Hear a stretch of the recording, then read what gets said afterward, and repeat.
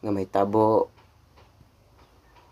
moabot karong April 8 mao ang solar eclipse. Mga igsoon, ako magaingon kanatong tanan nga dili lang ta mangandam sa mga pagkaon, mga butang din kay butana, atong iandam ang atong kagalingon, ang atong kinabuhi sa tanang panahon nga anaa kanunay sa Ginoo. Kay wa ta kabalo kung unsay sign mahitabo man or dili,